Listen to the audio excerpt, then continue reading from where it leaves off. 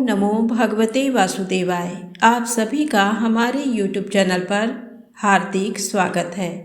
आज सुने अगहन मास महात्म तीसरे अध्याय की कथा। नारद जी ने पूछा, ब्राह्मण, वह सुरभि देवी कौन थी जो गोलोक से आई थी? मैं उसके जन्म और चरित्र सुनना चाहता हूँ। भगवान नारायण बोले, नारद, देवी सुरभि गोलोक में प्रकट हुई। वह गौओं की अधिष्ठात्री देवी, गौओं की आदि, गौओं की जननी तथा संपूर्ण गौओं में प्रमुख हैं। मुने, मैं सबसे पहली सृष्टि का प्रसंग सुना रहा हूँ, जिसके अनुसार पूर्व काल में वृंदावन में उस सुरभि का ही जन्म हुआ था। एक समय की बात है, गोपांगनाओं से घिरे हुए राधापति भगवान श्री कृष्ण कौतूहलवश श्री राधा के साथ पूरे वृंदावन में गए। वहाँ वे विहार करने लगे। उस समय कौतुकवश उन स्वेच्छामय प्रभु के मन में सहसा दूध पीने की इच्छा जाग उठी। तब भगवान ने अपने वाम पार्श्व से लीला पूर्वक सुरभि गौ को प्रकट किया। उसके साथ बछड़ा भी था, वह दुग्धवती थी। उस संवत्सर गौ को सामने देख सुदामा ने एक रत्नमय पात्र में उसका दूध दुहा।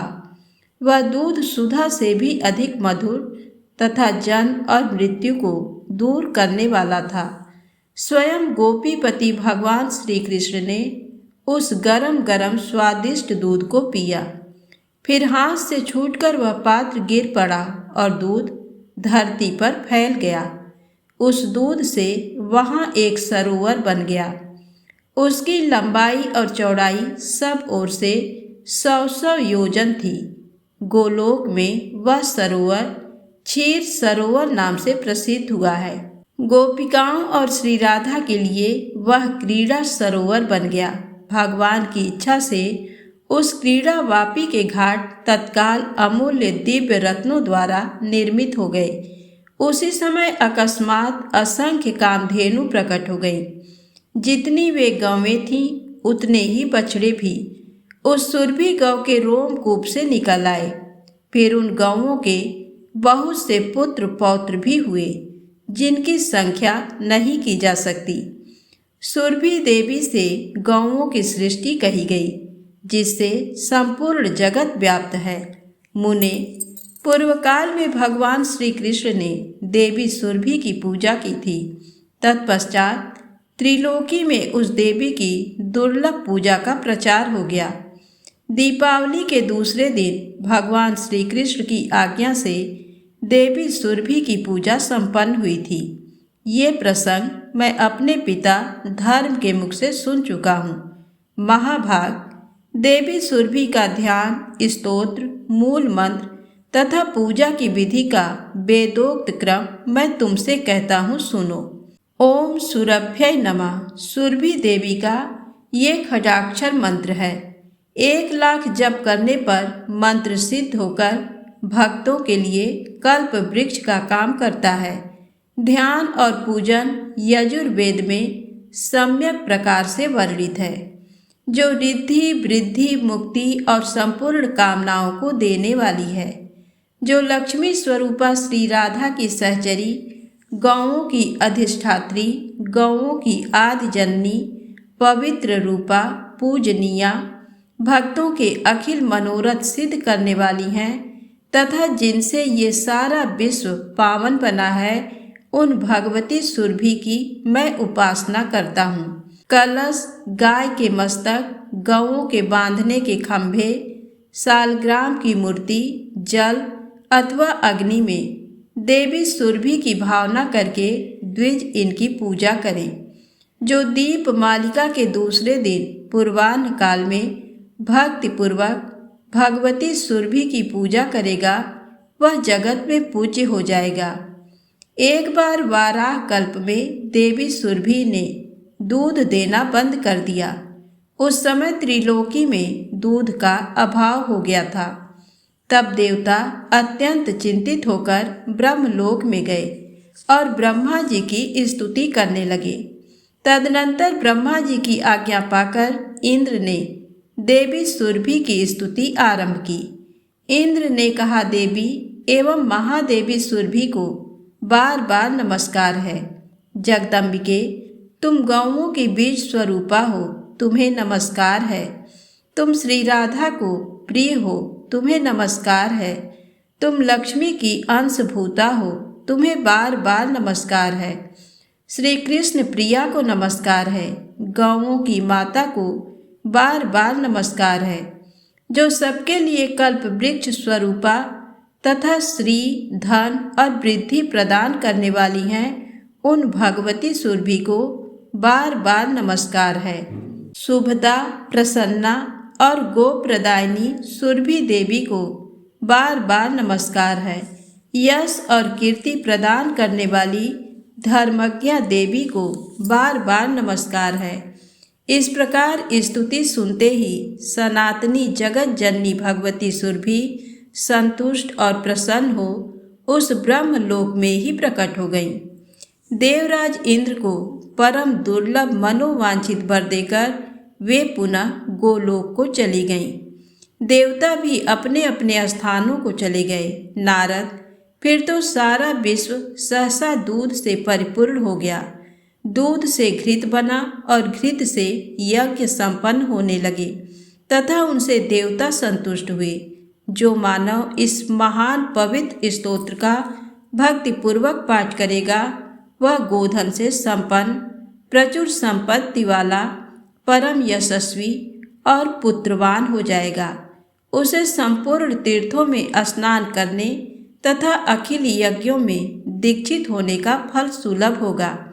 ऐसा पुरुष इस लोक में सुख भोगकर अंत में भगवान श्री कृष्ण के धाम में चला जाता है। चिरकाल तक वहाँ रहकर भगवान की सेवा करता रहता है। नारद, उसे पुनः इस संसार में नहीं आना पड़ता। नारद जी बोले, भगवान नारायण के ध्यान में तत्पर रहने वाले महाभाग मुनिवर नारायण, आप नारायण के ही अंश हैं। अतः भगवान, आप नारायण से संबंध रखने वाली कथा कहिए। सुरभि का उपाख्यान अत्यंत मनोहर है, उसे मैंने सुन लिया। वह समस्त पुराणों में गोपनीय कहा गया है। पुराण वेत्ताओं ने उसकी बड़ी प्रशंसा की है। अब मैं श्री राधा का परम उत्तम आख्यान सुनना चाहता हूँ। उनके प्रादुर्भाव के प्रसंग तथा उनके ध्यान, स्तोत्र और उत्तम कवच को भी सुनने की मेरी प्रबल इच्छा है। अतः आप इन सब का वर्णन कीजिए। मुनिवर नारायण ने कहा, नारद, पूर्व काल की बात है। कैलाश शिखर पर सनातन भगवान शंकर, जो सर्वस्वरूप, सबसे श्रेष्ठ, सिद्धों के स्वामी तथा सिद्धिदाता हैं, बैठे हुए थे। मुनि लोग भी उनकी स्तुति करके उनके पास ही बैठे थे। भगवान शिव का मुखारबिंद प्रसन्नता से खिला हुआ था। उनके अधरों पर मंद मुस्कान की छटा छा रही थी। वे कुमार को परमात्मा श्री कृष्ण के रासोत्सव का सरस आख्यान सुना रहे थे।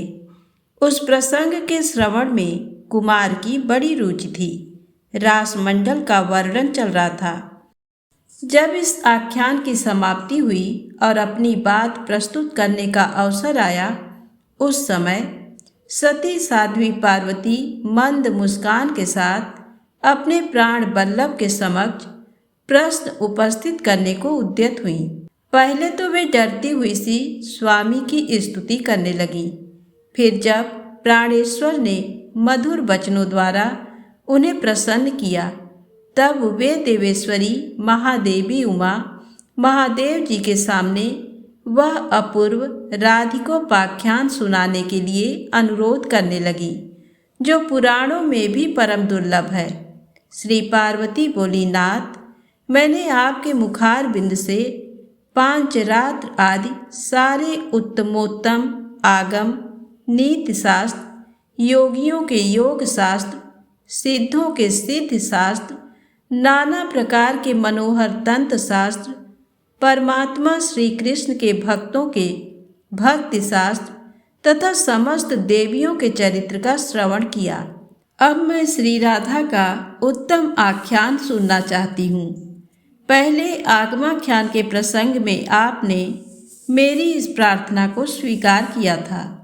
ईश्वर की वाणी कभी मिथ्या नहीं हो सकती, अतः आप श्री राधा के प्रादुर्भाव, ध्यान, उत्तम नाम, महात्म, उत्तम पूजा विधान, चरित्र, स्तोत्र, उत्तम कवच, आराधन विधि तथा अभीष्ट पूजा पद्धति का इस समय वर्णन कीजिए। भक्त वत्सल, मैं आपकी भक्त हूँ, अतः मुझे ये सब बातें अवश्य बताइए। साथ ही इस बात पर भी प्रकाश डालिए कि आपने आगमाख्यान से पहले ही इस प्रसंग का वर्णन क्यों नहीं किया था। पार्वती का ये वचन सुनकर भगवान पंचमुख शिव ने अपना मस्तक नीचा कर लिया। अपना सत्य भंग होने के भय से वे मौन हो गए, चिंता में पड़ गए। उस समय उन्होंने अपने इष्ट देव करुणा निधान भगवान श्री कृष्ण का ध्यान द्वारा स्मरण किया और उनकी आज्ञा पाकर वे अपनी अर्धांग स्वरूपा पार्वती से इस प्रकार बोले, देवी, आगमाख्यान का आरंभ करते समय मुझे परमात्मा भगवान श्री कृष्ण ने राधाख्यान के प्रसंग से रोक दिया था, परंतु महेश्वरी, तुम तो मेरा आधा अंग हो, अतः मुझसे भिन्न नहीं हो। इसलिए भगवान श्री कृष्ण ने इस समय मुझे ये प्रसंग तुम्हें सुनाने की आज्ञा दे दी है। सती शिरोमणे, मेरे इष्ट देव की वल्लभा श्री राधा का चरित्र अत्यंत गोपनीय, सुखद तथा श्री कृष्ण भक्ति प्रदान करने वाला है। दुर्गे, वह सब पूर्वापर श्रेष्ठ प्रसंग मैं जानता हूँ। मैं जिस रहस्य को जानता हूँ उसे ब्रह्मा तथा नागराज शेष भी नहीं जानते। सनत कुमार सनातन देवता, धर्म, देवेंद्र, मुनीन्द्र, सिद्धेंद्र तथा सिद्ध पुंगवों को भी उसका ज्ञान नहीं है। सुरेश्वरी, तुम मुझसे भी बलवती हो, क्योंकि इस प्रसंग को न सुनाने पर अपने प्राणों का परित्याग कर देने को उद्यत हो गई थी। अतः मैं इस गोपनीय विषय को भी तुमसे कहता हूँ। दुर्गे, ये परम अद्भुत रहस्य है। मैं इसका कुछ वर्णन करता हूँ, सुनो। श्री राधा का चरित्र अत्यंत पुण्यदायक तथा दुर्लभ है। एक समय रासेश्वरी श्री राधा जी श्याम सुंदर श्री कृष्ण से मिलने को उत्सुक हुई। उस समय वे रत्नमय सिंहासन पर अमूल्य रत्नाभरणों से विभूषित होकर बैठी थीं। अग्निशुद्ध दिव्य वस्त्र उनके श्री अंगों की शोभा बढ़ा रहा था। उनकी मनोहर अंग कांति करोड़ों पूर्ण चंद्रमाओं को लज्जित कर रही थी। उनकी प्रभा तपाए हुए स्वर्ण के सदृश जान पड़ती थी। वे अपनी ही दीप्ति से दमक रही थी। शुद्ध स्वरूपा श्री राधा के अधर पर मंद मुस्कान खेल रही थी। उनकी दंत पंक्ति बड़ी ही सुंदर थी। उनका मुखार बिंद शरद काल के प्रफुल्ल कमलों की शोभा को तिरस्कृत कर रहा था। वे मालती सुमनों की माला से मंडित रमणीय केश पाश धारण करती थी। उनके गले की रत्नमयी माला ग्रीष्म ऋतु के सूर्य के समान दीप्तिमती थी। कंठ में प्रकाशित शुभ मुक्ताहार गंगा की धवल धार के समान शोभा पा रहा था। रसिक शेखर श्याम सुंदर श्री कृष्ण ने मंद मंद मुस्कुराती हुई अपनी उन प्रियतमा को देखा। प्राण वल्लभा पर दृष्टि पड़ते ही विश्वकांत श्री कृष्ण मिलने के लिए उत्सुक हो गए। परम मनोहर कांति वाले प्राण वल्लभ को देखते ही श्री राधा उनके सामने दौड़ी गई। महेश्वरी, उन्होंने अपने प्राणाराम की ओर धावन किया। इसीलिए पुराण वेत्ता महापुरुषों ने उनका राधा ये सार्थक नाम निश्चित किया। राधा श्री कृष्ण की आराधना करती हैं और श्री कृष्ण श्री राधा की। वे दोनों परस्पर आराध्य और आराधक हैं। संतों का कथन है कि उनमें सभी दृष्टियों से पूर्णतः समता है। महेश्वरी, मेरे ईश्वर श्री कृष्ण रास में प्रिया जी के धावन कर्म का स्मरण करते हैं, इसीलिए वे उन्हें राधा कहते हैं, ऐसा मेरा अनुमान है। दुर्गे, भक्त पुरुष रास शब्द के उच्चारण मात्र से परम दुर्लभ मुक्ति को पा लेता है और धा शब्द के उच्चारण से वह निश्चय ही श्री हरि के चरणों में दौड़कर पहुंच जाता है। रा का अर्थ है पाना और धा का अर्थ है निर्वाण यानी मोक्ष। भक्त जन उनसे निर्वाण मुक्ति पाता है, इसलिए उन्हें राधा कहा गया है।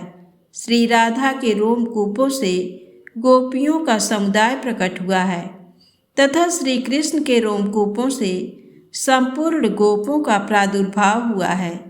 श्री राधा के वाम अंग से महालक्ष्मी का प्राकट्य हुआ है। वे ही सस्य की अधिष्ठात्री देवी तथा गृह लक्ष्मी के रूप में भी आविर्भूत हुई हैं।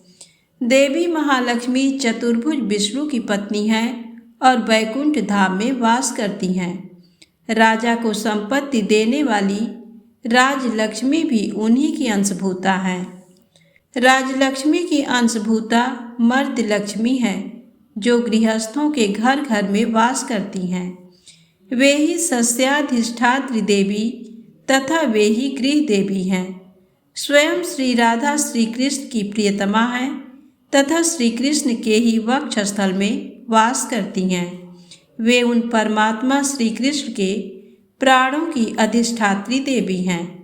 पार्वती ब्रह्मा से लेकर तृण अथवा कीट पर्यंत संपूर्ण जगत मिथ्या ही है। केवल त्रिगुणातीत पर ब्रह्म परमात्मा श्री राधा वल्लभ श्री कृष्ण ही परम सत्य हैं। अतः तुम उन्हीं की आराधना करो। वे सबसे प्रधान परमात्मा परमेश्वर, सबके आदि कारण, सर्वपूज्य, निरीह तथा प्रकृति से परे विराजमान हैं। उनका नित्य रूप स्वेच्छामय है। वे भक्तों पर अनुग्रह करने के लिए ही शरीर को धारण करते हैं। श्री कृष्ण से भिन्न जो दूसरे दूसरे देवता हैं, उनका रूप प्राकृत तत्वों से ही गठित है। श्री राधा श्री कृष्ण को प्राणों से भी अधिक प्रिय हैं। वे परम सौभाग्यशालिनी हैं। वे मूल प्रकृति परमेश्वरी श्री राधा महाविष्णु की जननी हैं।